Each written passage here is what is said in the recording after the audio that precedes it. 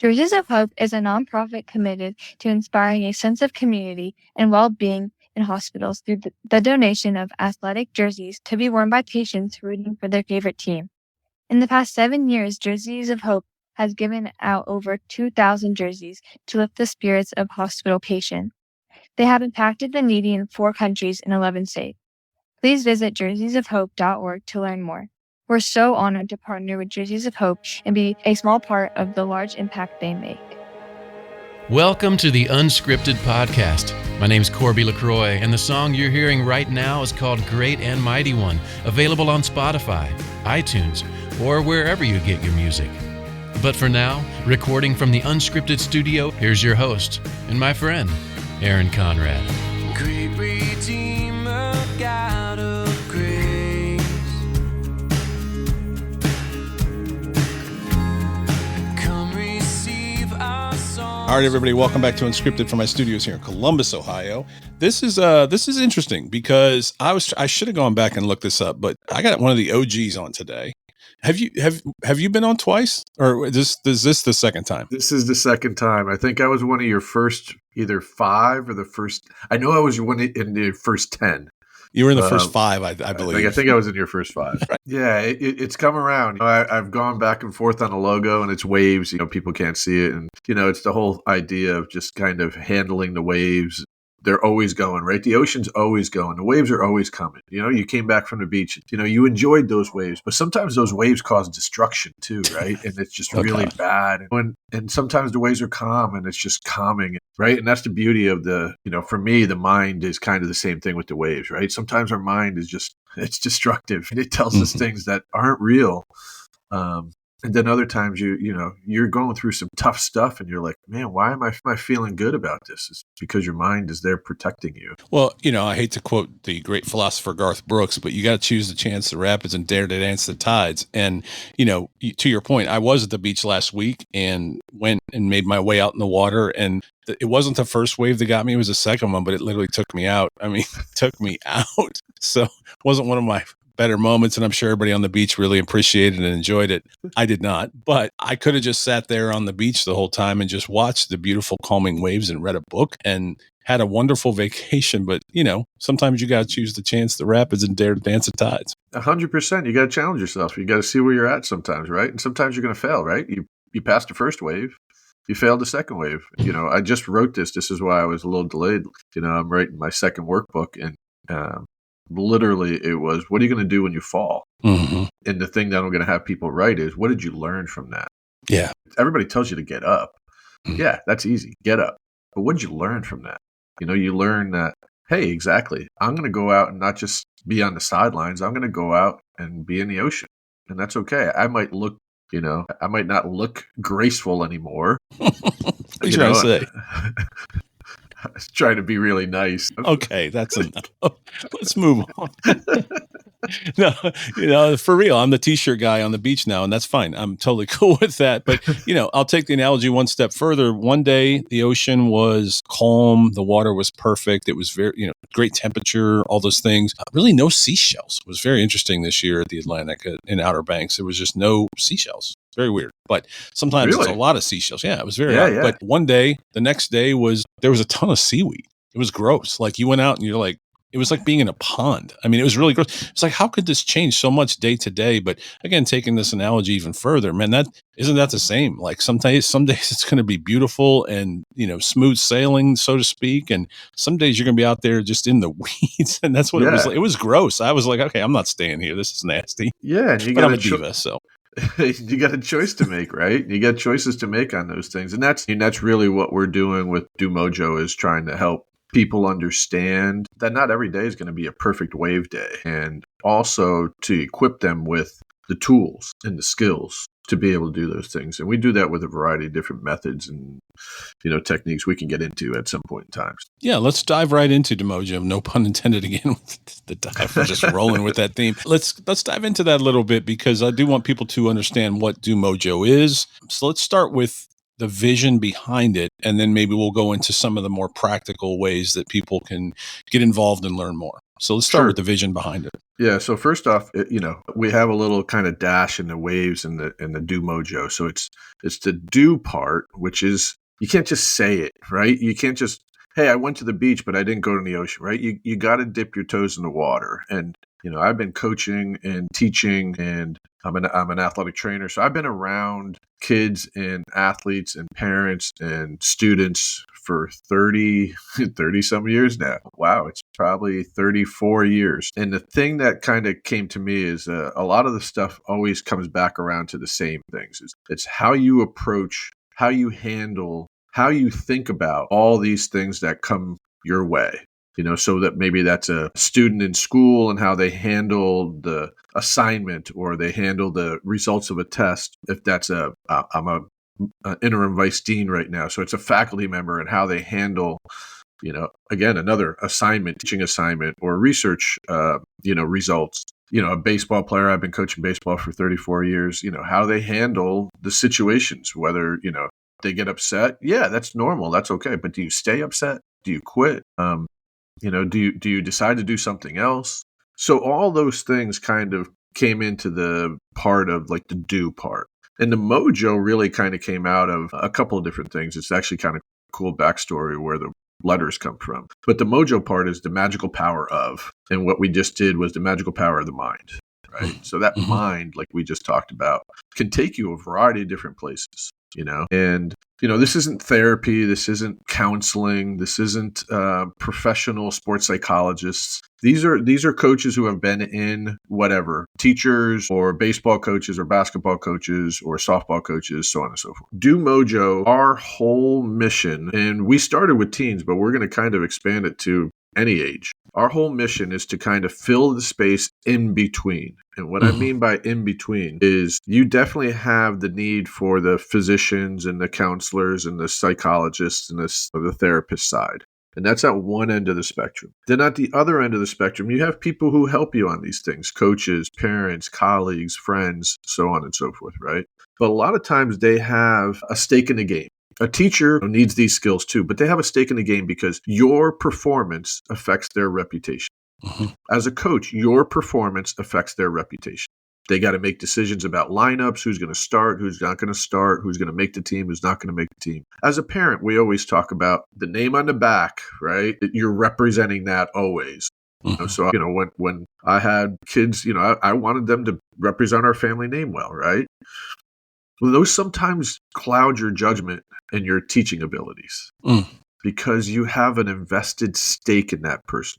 What we're trying to do is be in the middle of those two ends of the spectrum.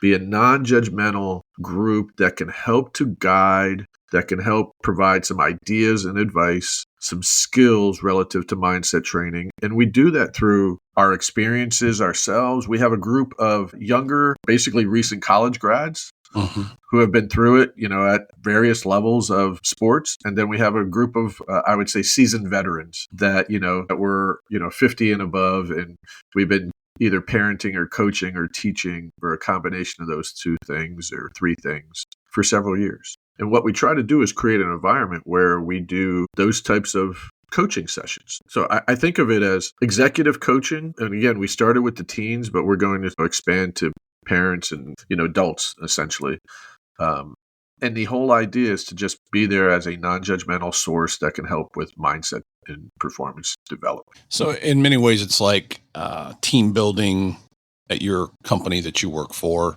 or going on a team building retreat. In some ways it's not the company that's telling you what to do or how to do your job. It's not counselor because of what's going on at your job. You need some therapy and counseling. You guys are kind of coming in and spending time in that middle and helping people just perform better, clear in their head, clear in the slate for them a little bit, just giving them the encouragement they need. And it's coming from a space where you've earned the right to speak that way, to your point about, because it's coaches, it's former D1 players, former, D2, like you said, multiple levels. You got a great coaching staff. And so people go to the website, they can see that there's some great coaches on there with some great bios, great history, and they're available for the coaching that you do, correct? Yeah. Our website is DoMojo, so DoMojo.net.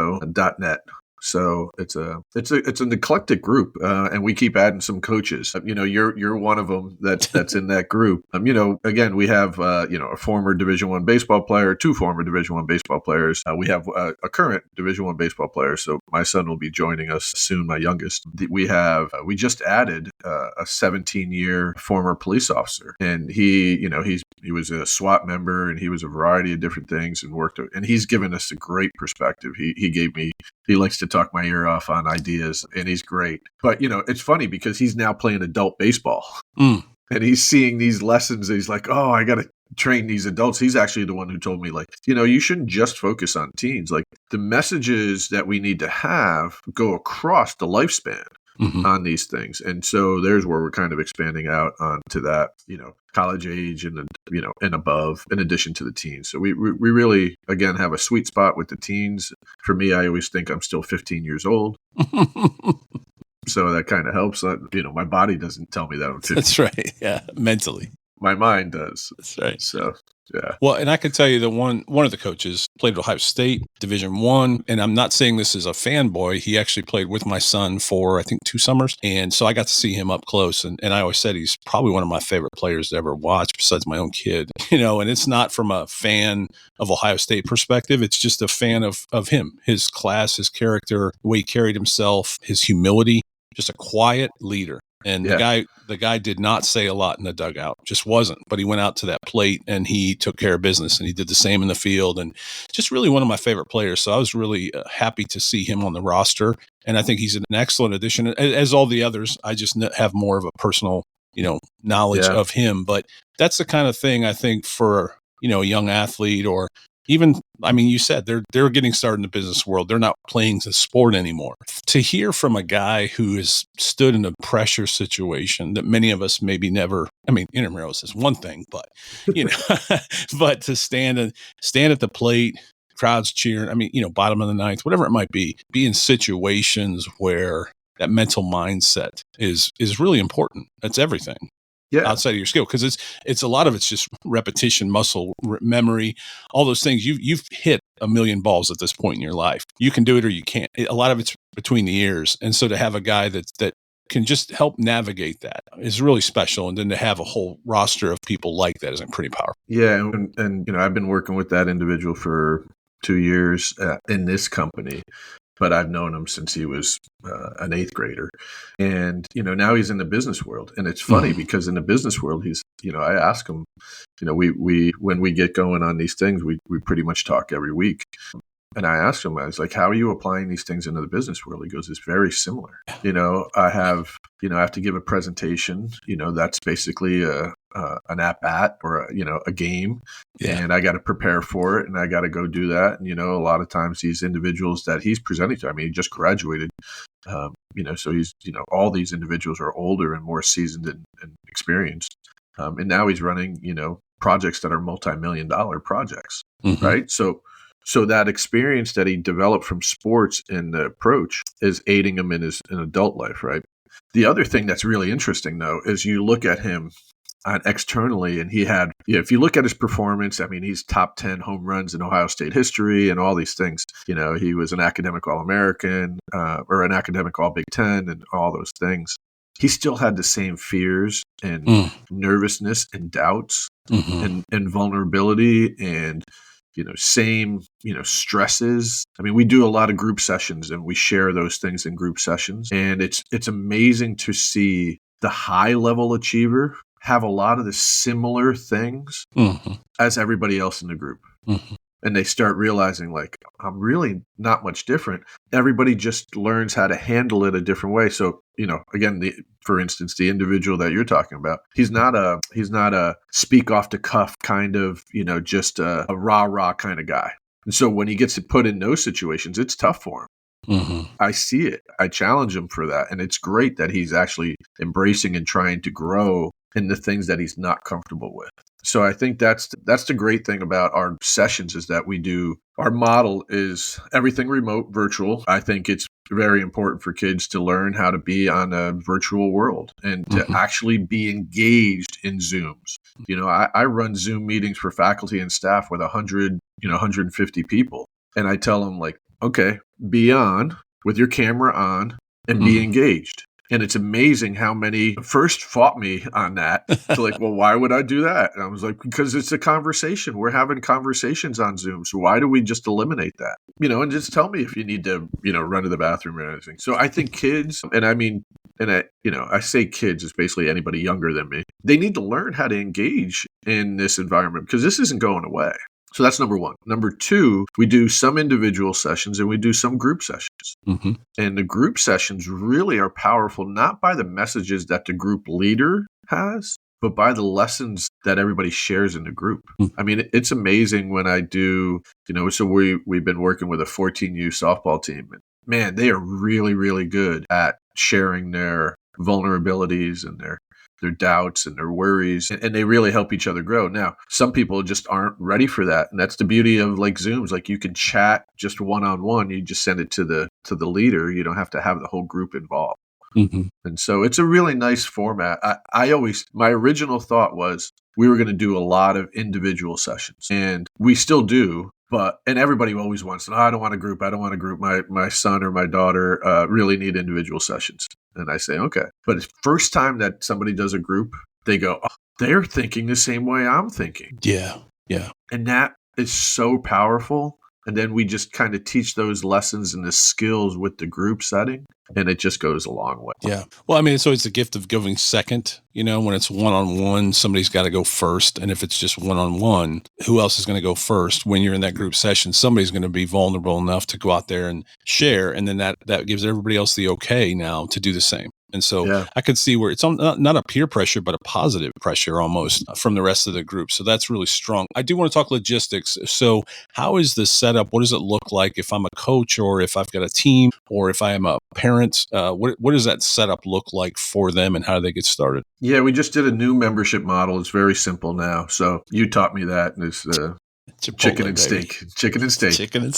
So now we have team memberships. Team memberships are essentially 10 or more people, and basically that reduces the price to a very low price. And we do a 6-month model, and we do 2 sessions a month for 6 months as a group. They get a discount on their individual sessions if they want to do that. They get a 20% discount. But essentially a team of 10 individuals, and they can be a real team, like they could be a softball team or a basketball team, or they could just be a team of 10 individuals that wanted to do this together and go from there. So that's the team model. And we set up the structures of those things, again, via Zoom. And we do those and we pick the times and the dates. And what we have is the format essentially is there a 20-minute session from a guest speaker. So somebody just kind of talks about their experiences. And then we then do the next 20 to 30 minutes, right? So we do the next 20 to 30 minutes where we kind of unpack those things as a group.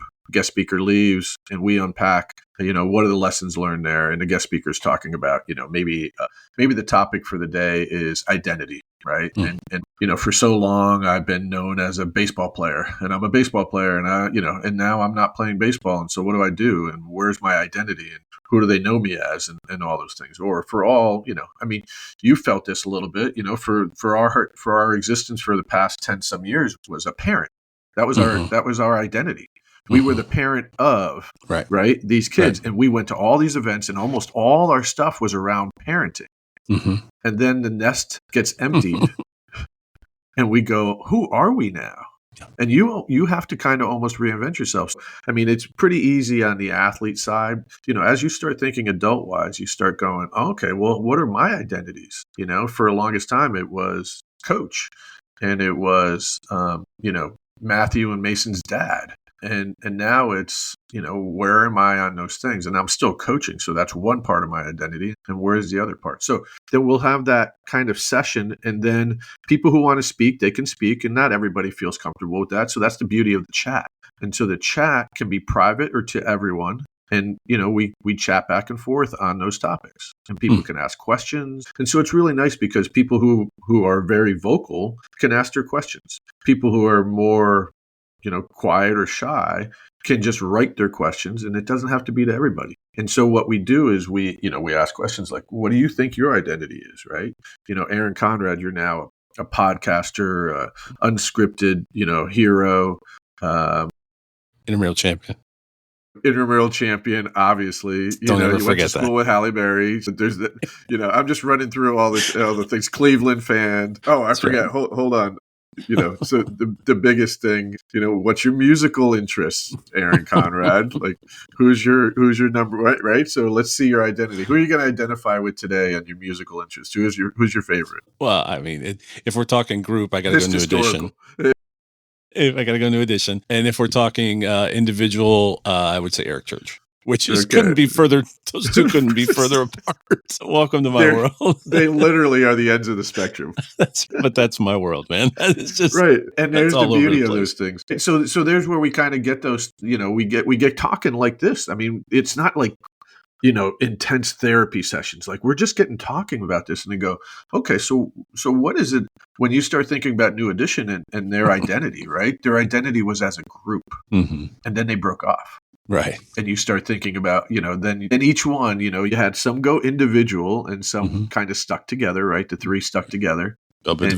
Right. And now they became that identity. And now that's a new identity on those things. And you start realizing like, oh, I got to change. And where are my core values of those things, right? And I think there's where you start thinking about, hey, this is who I really am. And now this external world that wants to make this on me doesn't really change who I really am.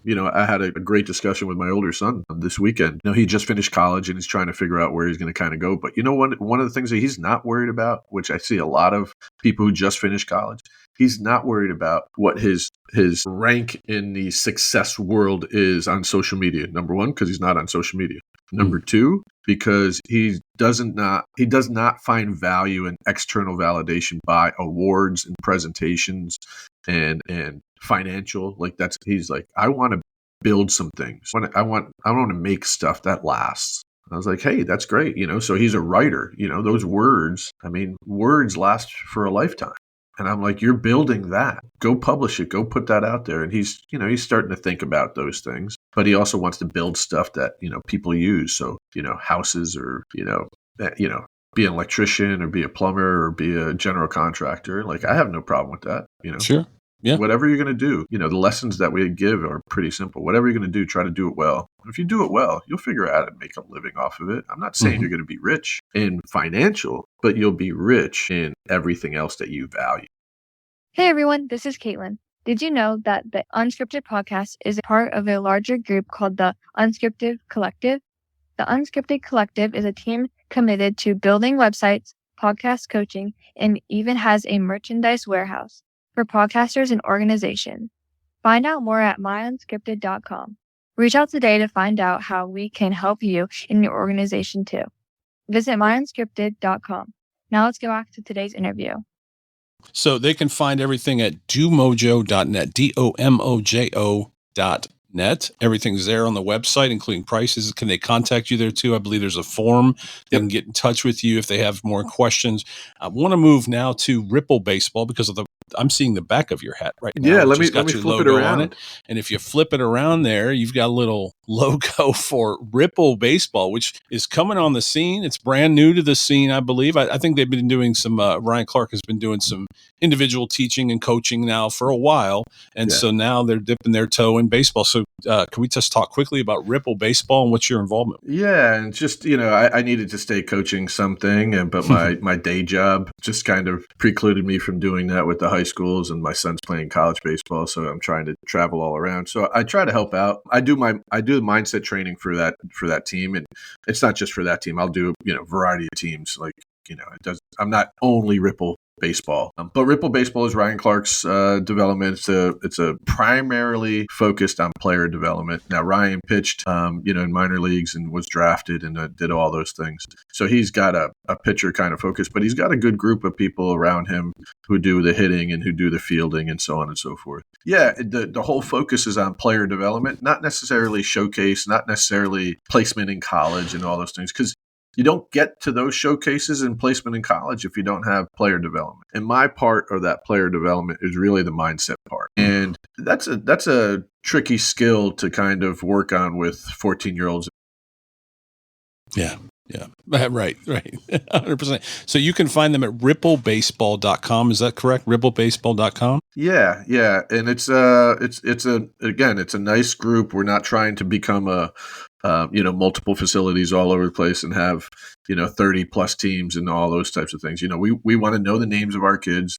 We want them to develop. We want to cross train them. 14-year-olds play with 15-year-olds, and 15-year-olds play across teams. We're not going to have an A team and a B team, and that this is the college showcase team, and this is the not the college showcase team. Like we want kids to play across. Like if an individual, like we don't have pitcher onlys. We just call it a pitcher preferred or a pitcher priority. Like we still want pitchers to hit and be athletes and enjoy the game. So they may pitch on one team and go play the field and hit on another team. And we kind of set those things up so that, they're not just kind of competing against each other. We'll have potential off weekends for the 14-year-olds so that they can play 15-year-olds and they can play up and they can do those things. And also so that you experienced this, and we just talked about this, so somebody can take a week off in the summer and go on vacation. And the team doesn't get affected because now we have another group of people that we can call from, right? It's kind of like the major league system or a college baseball system where you're not just relying on 12 kids every weekend who have to play through injuries, who have to play through, sorry, I can't make my grandma's birthday party at the beach because I have a tournament. And I sit there going, college coaches are like, how committed are you? And blah, blah, blah. And high school coaches, how committed? Like, I get that, and some people are all in, we just happen to be a family that we're all in, but some aren't. And that's okay. Yeah.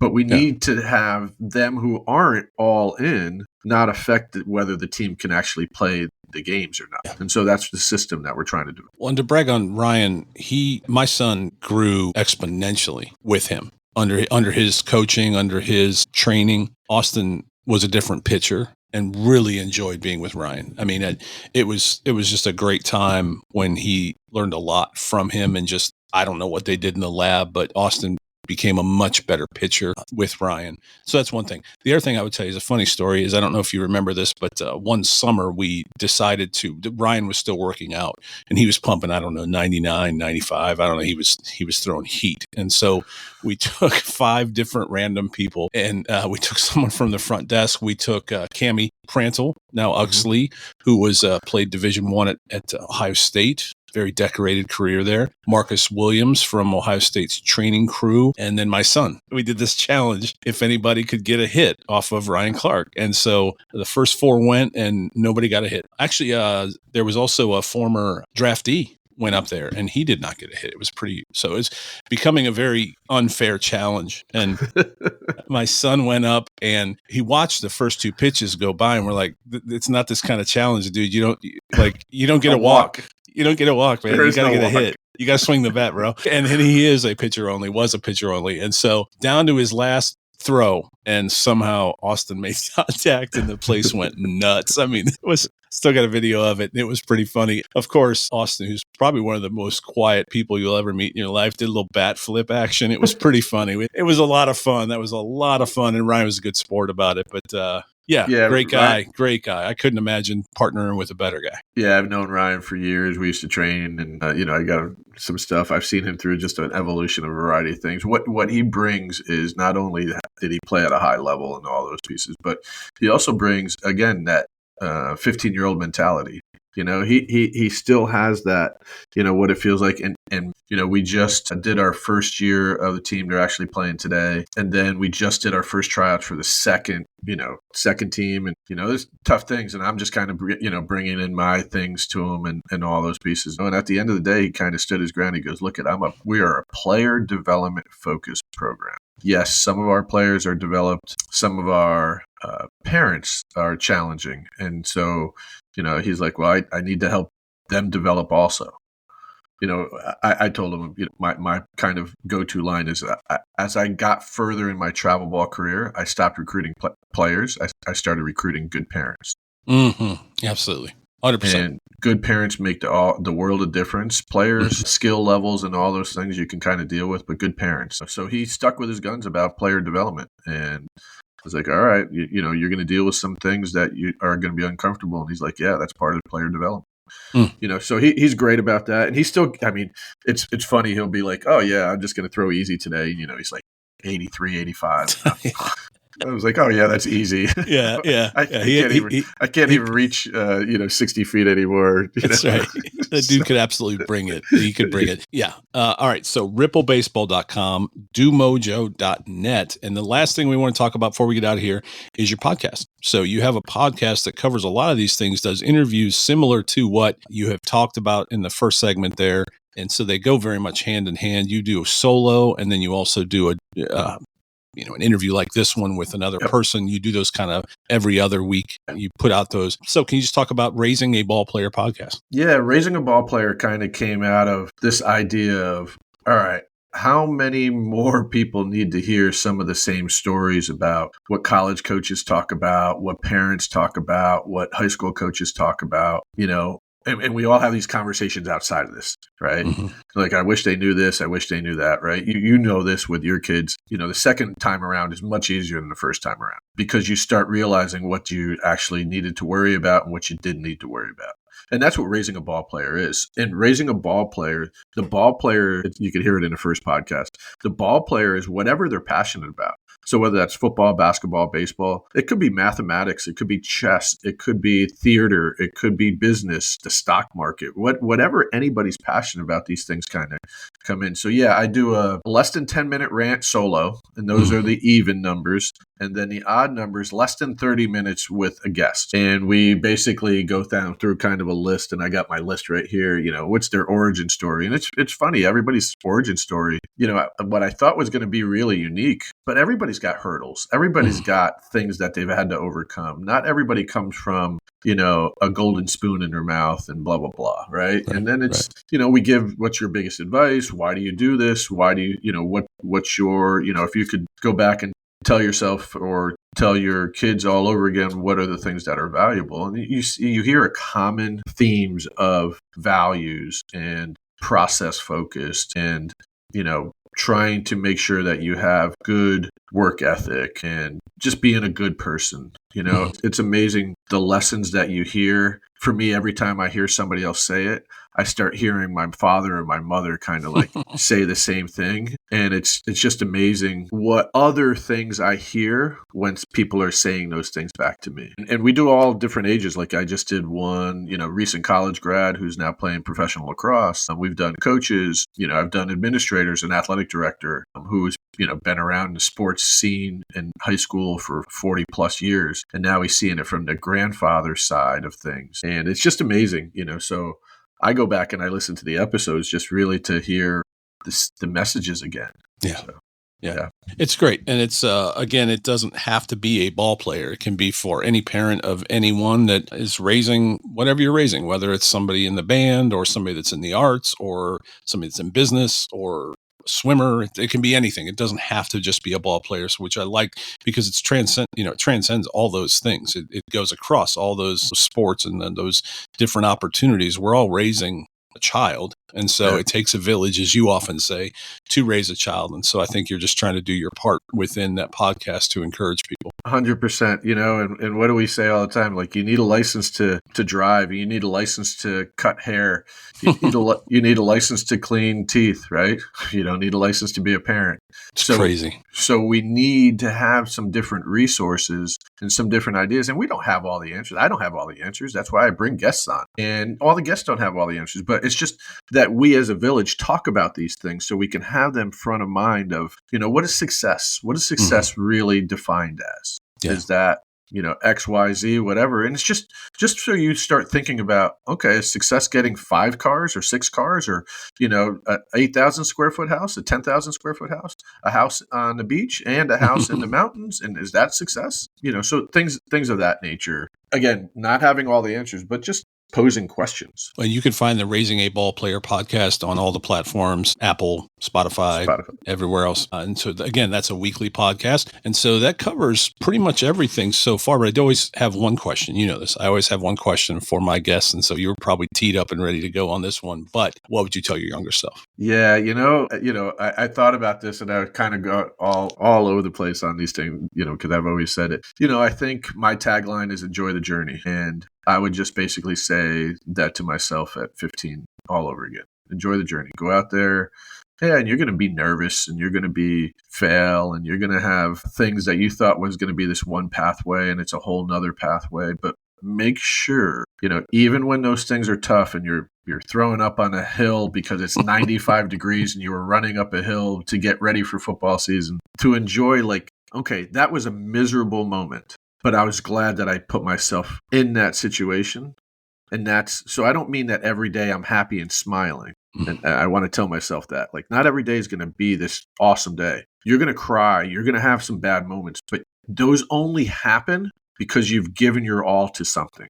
And so that's part of what I mean by the enjoy the journey. Well, I'm going to go enjoy the journey and cut the grass. Yeah, And nice. my neighbors will appreciate the fact that I'm probably going to throw up in my backyard while I'm cutting the grass in 93-degree weather. I might not run a hill, but I do have to cut the grass and trim. So I likely may throw up because it's really hot. My older son came home for a visit to go to the lake this weekend, and he cut the grass for me yesterday. So I pulled up in the car, and I'm like, oh man, what a great moment. Well, we were in Outer Banks and we got one of those Ring doorbells, the things that records. I get a notification every time a bird flies by or something. Anyway, so I got a notification, ignored it. And then my daughter sent me a text, my youngest. And I have a rule in our home that and this is not because it's a male female thing. I just have never wanted my girls to have to cut the grass. My wife doesn't cut the grass. My daughter's never cut the grass. It's just a kind of a rule that I have. I just feel like that's just not something I want them to do. And it's not for any reason that should be read into. But I got this text from my daughter and she said, I left you a message on the Ring camera. Is that where we're at now? We're leaving. I'm gonna come by your house and just go, hey, I want to just catch up to you, see if you're. It's like leaving me a memo. And so I pull it up. I'm sitting on the beach. I'm watching it back. And she goes, Dad, don't be mad at me. That's not how you want to start any message, a video message from, 11 hours away. She says, Dad, don't be mad at me. And I'm like, okay, well, and then she goes, but I cut the grass. Yeah. And she said, I can't have our yard look worse than our neighbor. I might have raised a little competitive children. Yeah. But I'm like, you know what? I don't know. I never showed her how to start the thing. I never showed her how to bag the grass. And I'm just in my mind. So then I'm like, wow. Okay. So one, she figured it out. So that was incredible.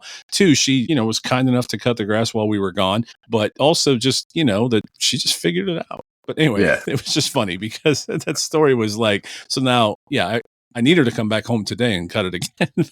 but no, I'll go do it and I'll enjoy the journey, because like you said, it's just part of it, man. I could use the exercise and so it's good. Yeah, it's funny, and I forgot to say one thing. I was going to be all ready to explain the Mojo, Yeah, do that. So last name is Onate and, starts with an O. And I went to my wife and she's awesome, which it's funny because she said, I never interviewed for this job and I never accepted this job, but I keep on having job responsibilities for Do Mojo. And I said, well, this is because your name's in Do Mojo. So her name is Deb. So she is the DO. And then my boys are Matthew and Mason. They're the MOs. And it's funny, my first two hires were a Michael and a Mitchell. That's right. Their last names were O's. And then I'm a JO. So there's the DO, MOJO. And I'll switch the story on the lawnmower. So why my boys like cutting the grass is that we have a sit-down lawnmower and we do a half an acre on a sit-down lawnmower. So it's kind of like relaxing. Nice. And you get to kind of design and stuff.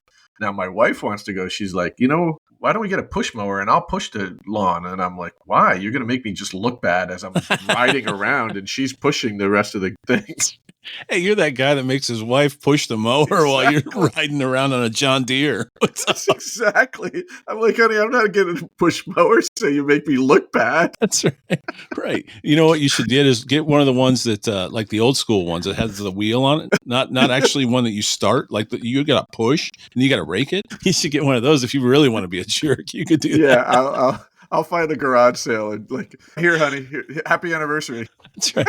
We're going green. We're going green. We're gonna try to save the environment. I'll still be on the John Deere. You go get the big side. I'll take care of the small side. That's right. You're okay. I'll trim the edges. We're such great husbands. This is why our wives don't actually listen to our podcast. That's right. That's right. Exactly. All right, man. Well, I appreciate you. You've been, like I said, you were here from the beginning. We've been friends now a really long time, considering all the way back to the beginning, and enjoyed watching both of our journeys. As you said, enjoy the journey. We've been on journeys, and you've been there from the beginning, from recording one of my first 5 podcasts to, what we're all doing together now. And I just appreciate you. And I'm really glad you came back on today. I love it. I love doing this. Thank you for introducing me to it. I think these messages last a lifetime, and that's the beauty of it.